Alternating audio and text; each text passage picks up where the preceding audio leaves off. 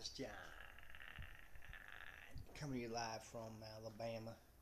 So anyway, I'm looking at my man. It's going good, man. My script, my movie, my animated movie. I'm gonna animate it. Man, it's coming off good, man. It's by far. It's ready. Cause I'm gonna base it off all the shit I've been saying on my YouTube pages. All my, you know. So I got it. I got it so great, man. I got it so great. So the Confederacy. See, to me, I'm gonna have it where the Neanderthals, you know, they look, it's so stupid because I believe Neanderthals looked like us. They were the same as us. They just didn't have the technology. But I think, like I said, they were actually a superior race than us, naturally built superior race because they had to be. It's my whole thing. And I have it with the Cro-Magnon men. The Cro-Magnon men, see, they backstabbed the Neanderthals. That's why here's what I'm gonna say. In my movie, why the Neanderthals, they kind of wiped themselves out, because I'm gonna say they knew how to make steel back then. Because basically, to make steel, all you gotta do is melt down iron ore, right, in fire, and then you forge it in cold. I mean, that's basically how you make steel. It's really not that hard. Like I think how steel got accidentally discovered is they threw they threw iron ore in the fire accidentally. Someone threw like a chunk of iron ore, and it melted and froze overnight, and it turned into steel. I think that's how it was discovered. That simply, back in the barbarian days. I'm gonna say that Neanderthals knew how to do it too. Like back like 300,000 years ago, they knew how to make steel.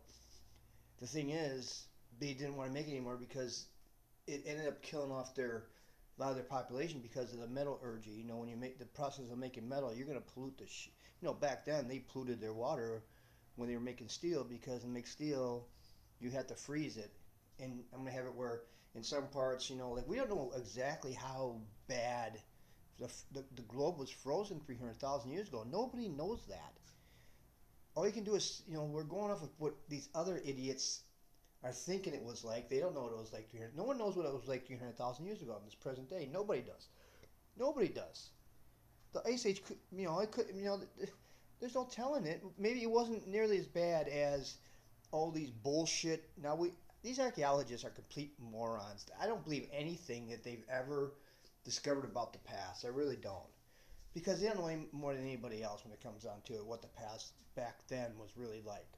I mean, it could have been warmer than what we're led to believe. I mean, it could have been warmer. It could have been anywhere near as bad as what we're led to believe back then. And it's all speculation. How they're saying the ice age was.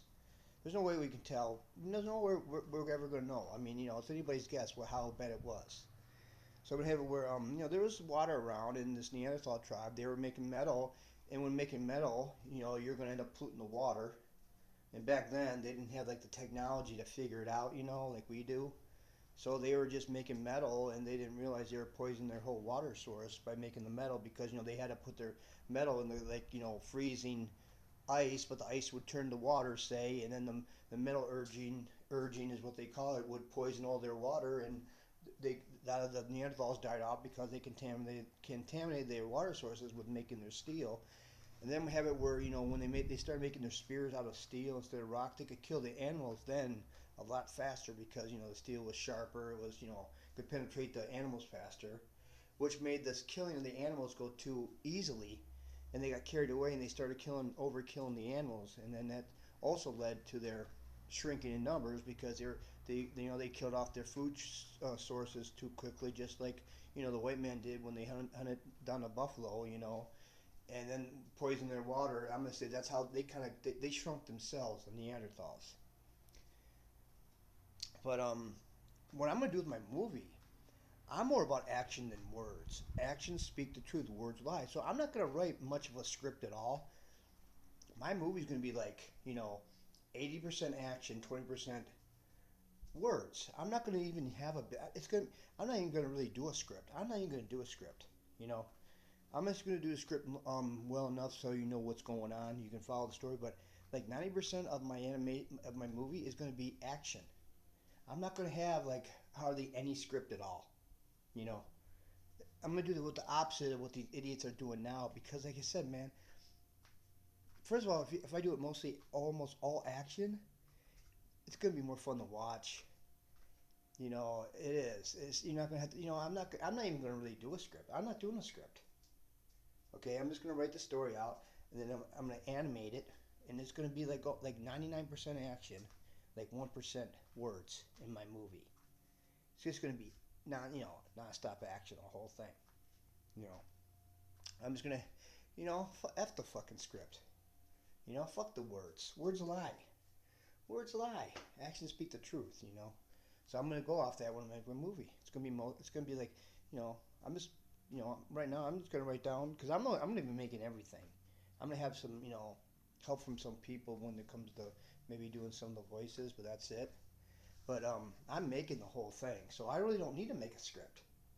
You know, because there's gonna be so few words in this movie, like almost, just enough words so you can follow the characters. You know, I'm not gonna. It's gonna be hardly any talking at all in this animation.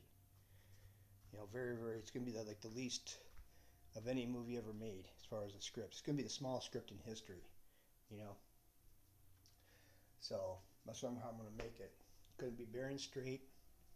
And I'm gonna do it where, like I said, the Neanderthals represent like all the blue collar workers, all the tradesmen, all the construction workers, all the people that get they don't get the respect they deserve.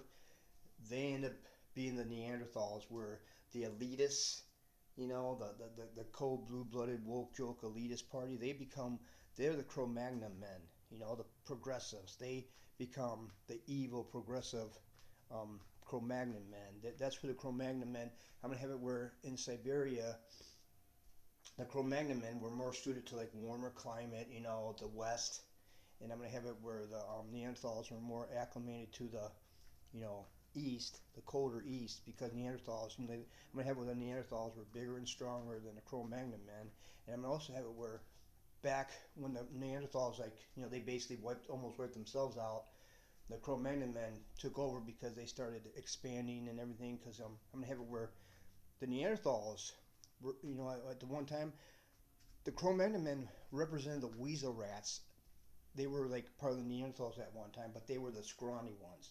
The Cro-Magnon men, when they were part of the Neanderthals, they started off as Neanderthals, but they were the puny Neanderthals. They were the outcasts, the Cro-Magnon men.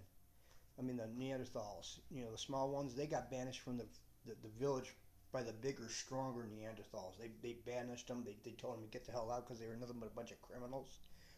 These little weasel rat Neanderthal, the weasel rat Neanderthals got banished by the bigger warriors, hunter and warriors. They banished them out of the village and they went on their own, and they headed west because they weren't strong enough to live in the cold weather. They were too big up. They were too scrawny. So they headed west where it was warmer, and they became the Cro-Magnon men later on. I'm gonna have it where the Neanderthals, they stayed east because it started thawing. The big thaw happened. So the Neanderthals, they headed east. So they went in opposite directions. The Cro-Magnon men, they headed west in Siberia. They were all in the middle of Siberia, like in the Ural Mountains. That's where the whole thing started.